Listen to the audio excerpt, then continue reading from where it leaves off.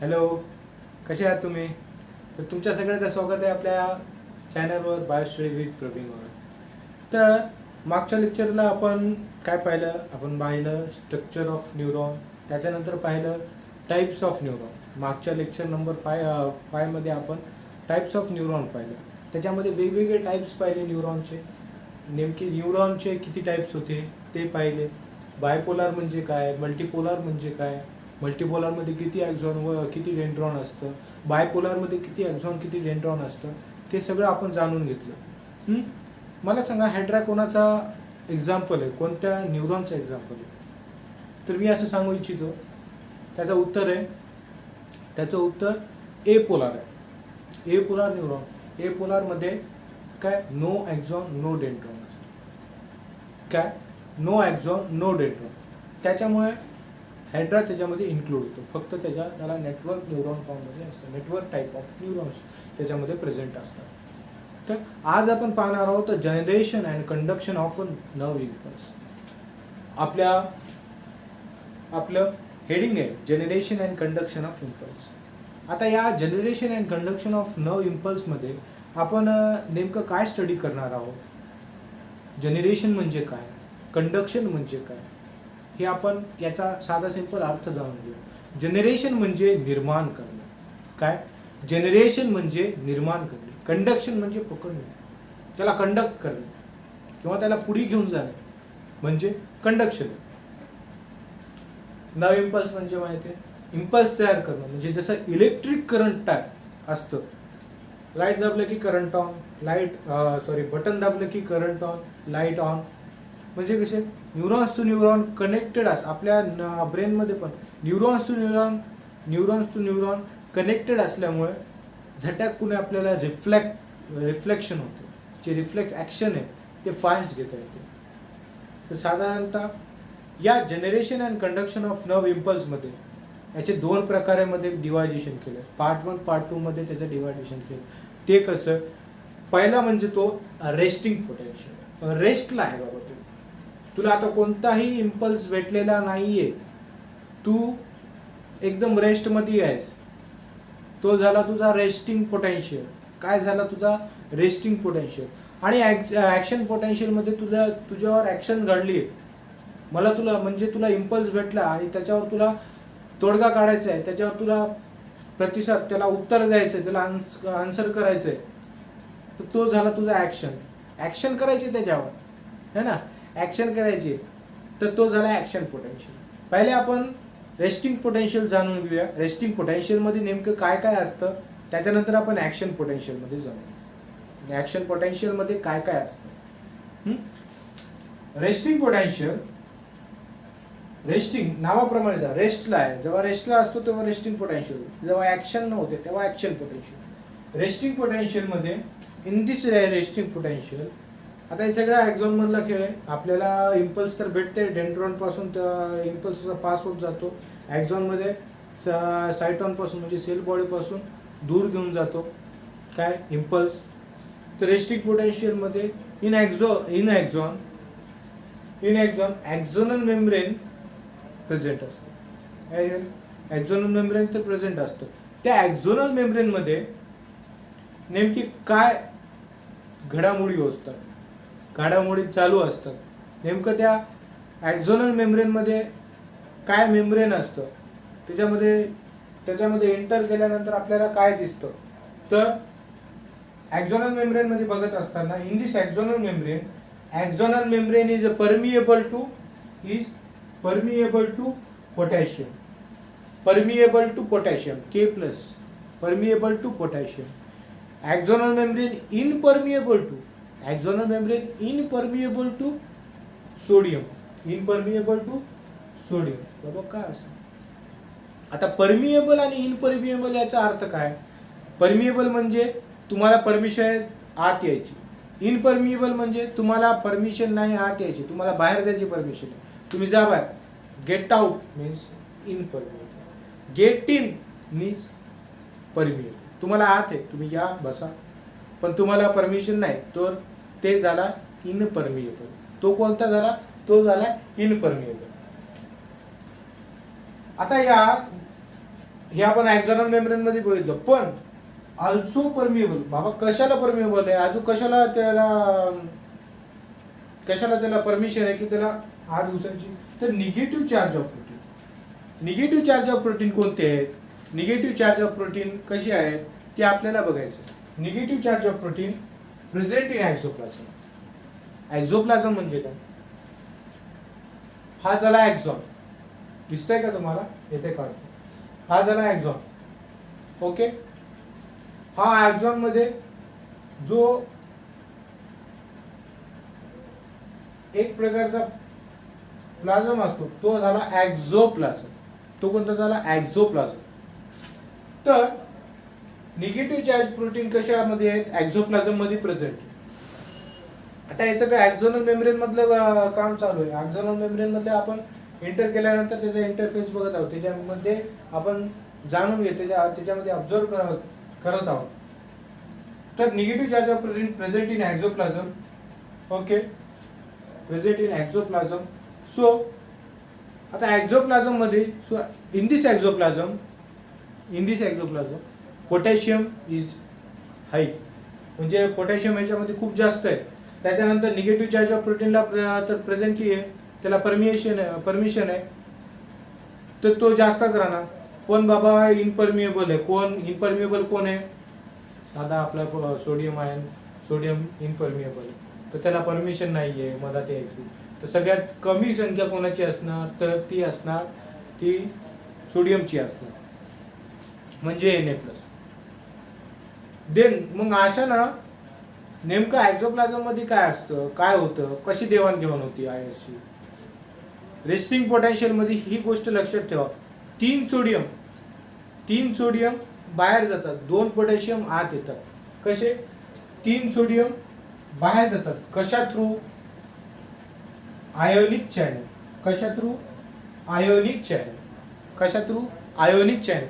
Ionic चॅनलनं 3 sodium बाहेर जातात आणि 2 पोटॅशियम आत जातात. 3 sodium outside the exoplasm and 2 sodium goes inside the एक्झोप्लाझम.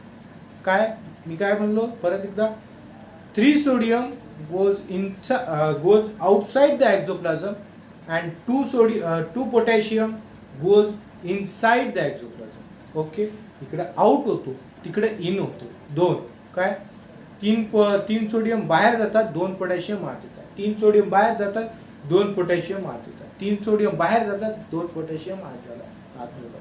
हे झाला रेस्टिंग पोटेन्शियल.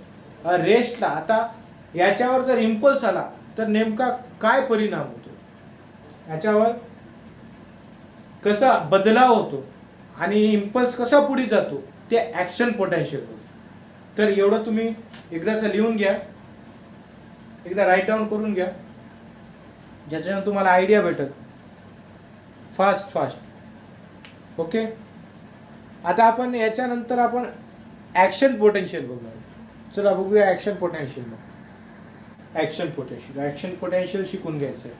हे मी तुमच्यासाठी लिहिलं ऍक्शन पोटेन्शियल.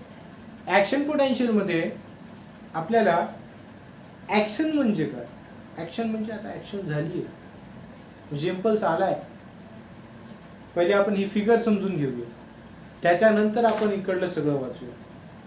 फिगर पहिले समजून घेऊया.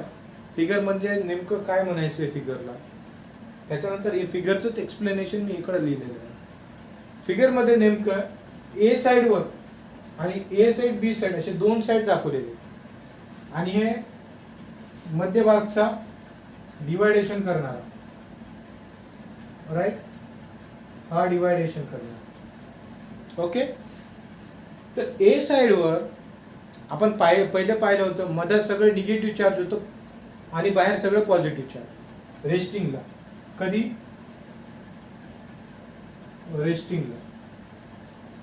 रेस्टिंगला आपण हे वरचं जे आहे सगळं ते रेस्टिंगचं आणि खालचं ऍक्शनचं. बाहेरचा जे चार्ज आहे तो पॉझिटिव्ह होता आणि मधातला जो चार्ज आहे कुठला, एक्झॉनल मेम्ब्रेन मधला जो चार्ज आहे तो, किंवा एक्झोप्लाझम मधला जो चार्ज आहे तो निगेटिव्ह चार्ज आहे आणि बाहेरचा कोणता आहे, बाहेरचा पॉझिटिव्ह चार्ज. ओके, आता जेव्हा इम्पल्स आला, कुठे इम्पल्स आला, इम्पल्स आला ए साईडवर जसा इम्पल्स आला, म्हणजे तुम्हाला काहीतरी एक चालना भेटली, तुम्हाला पुढे जायची, ए साईडवर जसा इम्पल्स आला तसा सगळे सोडियम मधात जातात. माझ्या गोष्टीवर ध्यान ठेवा. जसा इम्पल्स आला ए साईडवर तसा सगळे सोडियम मधात जातात. गेले. Sodium goes rapidly influx of sodium. आता ॲक्झोनल मेम्ब्रेन परमिशन दिली कोणाला? सोडियमला. तू जाऊ शकतो, तुला लायसन्स भेटलं, 18 वर्ष कंप्लीट झाले, आता तू गाडी चालवू शकतोस. 18 वर्ष कंप्लीट झाले, तू गाडी चालवू शकतोस. असं कोण? ॲक्झोनल मेम्ब्रेनला परमिशन दिली. तशी त्यानं गाडी घेतली की भुई पळाली, सुरू पळाली. कोण पळालं? सोडियम पळालं. कुठं पळाला? रोडवर, म्हणजे ॲक्झोनल membrane. Axonal membrane is permeable to sodium, then sodium goes inside the exoplasm. Sodium all goes inside the exoplasm, and potassium goes outside the exoplasm. सगळे पोटॅशियम बाहेर आले. सोडियम मधात गेले, पोटॅशियम बाहेर आले. सोडियम मधात गेले, पोटॅशियम बाहेर आले. त्यानंतर जसे सोडियम मधात गेले तसे पोटॅशियम बाहेर आले. मधातला चार्ज पण चेंज झाला. बाहेर पॉझिटिव्ह होता, सोडियम गेल्याने मधात बाहेर पॉझिटिव्ह होता. सोडियम मधात गेल्याने मधातला चार्ज पॉझिटिव्ह झाला आणि बाहेरचा चार्ज निगेटिव्ह झाला. मधातला चार्ज पॉझिटिव्ह झाला आणि बाहेरचा चार्ज निगेटिव्ह झाला. पण ऐका, बी साईडवर इम्पल्स आलेला नाहीये. कोणत्या? बी साईडवर इम्पल्स आलेला नाहीये. त्याच्यामुळे बी साईडवर जशाच तसं मधातला चार्ज निगेटिव्ह असणार आणि बाहेरचा चार्ज पॉझिटिव्ह असणार, कारण की बी साईडवर इम्पल्सच आलेला नाहीये. ए साईडवर इम्पल्स आलेला आहे, म्हणून त्याचा चार्ज मधातला निगेटिव्ह होता तो पॉझिटिव्ह झाला आणि बाहेरचा जो चार्ज आहे तो पॉझिटिव्ह होता तर निगेटिव्ह झाला. रॅपिडली इन्फ्लक्स ऑफ सोडियम बघा, rapidly influx of sodium goes inside the exoplasm. Axonal membrane is permeable to sodium, then sodium goes inside the exoplasm and potassium goes outside the exoplasm. Local circuit form, current flow. आता बघा कसा flow होतो. A to B inside B. आता बघा कसा होणार? ए पासून B पर्यंत, A to B inside, B to A outside, A to B inside, B to A outside. कसा झाला? Local circuit form, current flows E to B inside, B to A outside, A to B inside, B to A outside. असाच मग आता कुठे आला? बी साईडवर impulse आला. आता समजा ही बी साईड आहे आणि सीट साईडवर इम्पल्स आलेलाच नाहीये. मधातला चार्ज निगेटिव्ह, पुढचा बी साईडचा चार्ज पॉझिटिव्ह. तसाच local circuit form, current flow B to A, B to C inside, C to A outside, B to C inside, C to A outside. किंवा असं पण म्हणू शकता, कुठून? B to C inside, C to B outside. Positive आला, पुढे झाला, positive होत गेला. असे सगळे इम्पल्स पुढे कंडक्ट होत गेले, कंडक्शन वाढत गेलं. इम्पल्सचं जनरेट झाला इम्पल्स आणि कंडक्शन झालं इम्पल्स पुढे गेला. इम्पल्स हा झाला आपला ॲक्शन पोटेन्शियल आणि रेस्टिंग पोटेन्शियल. पहिले आपण पाहिलं रेस्टिंग पोटेन्शियल, त्याच्यानंतर ॲक्शन पोटेन्शियल. आता समजा इम्पल्स आलेलाच नाहीये आणि ह्या ज्या स्टेपला आहे, हे जो आहे A to B inside, B to A आउटसाइडचा जो स्टेप आहे, या स्टेपला म्हणायचं रिस्टोरिंग स्टेप. कोणती स्टेप? Restoring step. आणि आता जर इम्पल्स आलेलाच नाहीये, एवढी मेहनत केली, इम्पल्स आलेलाच नाही. तर देवाणघेवाण कशी होणार आहे? सोडियम, 3 सोडियम बाहेर, 2 पोटॅशियम, 3 सोडियम बाहेर, 2 पोटॅशियम बाहेर. बाबा कुठं बाहेर? एक्झोप्लाझमच्या बाहेर किंवा एक्झोनोमेम्ब्रेनच्या बाहेर, एक्झोनोमेम्ब्रेनच्या. हे झालं आपलं टोटल रेस्टिंग पोटेन्शियल आणि ऍक्शन पोटेन्शियल. आपल्या पॉइंटचं नाव काय? आपल्या पॉइंटचं नाव आहे generation and conduction of electrons. कसं वाटलं तुम्हाला? मजा आली असेल की नसेल? बघा, जर तुम्हाला मजा आली तर तुम्हाला कळेल. आणि अभ्यास हा हमेशा खेळत खेळत होत असतो, मजेत होत असतो. त्याच्यामुळं रिवाईज करा, जेवढं होते तेवढं रिवाईज करा. आणि पेपर तर आपण सॉल्व करणारच आहोत. थोड्याच वेळात आपण आता पेपर सॉल्व करणार आहोत. पेपर मी म्हणजे इथंच क्वेश्चन घेणार, इथं सोडवणार. आजचा लेक्चर आपल्याला जर आवडला असेल तर तुम्ही लाईक करू शकता, सबस्क्राईब करू शकता. आपल्या चॅनलला नवीन असाल तर सबस्क्राईब करा, तुम्हाला सगळे व्हिडिओ दिसेल आमचे. आणि डिस्क्रिप्शन बॉक्समध्ये मी लेक्चर नंबर 5 टाकल, ते प्रिव्हियस लेक्चर पाहून घ्या. मागचे लेक्चर पण पाहून घ्या, खूप सुंदर आहे, चांगले आहे. आजच्यासाठी उद्या आपण आता बघणार आहोत ट्रान्समिशन ऑफ इम्पल्स, कसा ट्रान्सफर होतो सिनॅप्समध्ये, तो आपण बघणार आहोत. चलो आज के लिए गुड बाय, चलो बाय.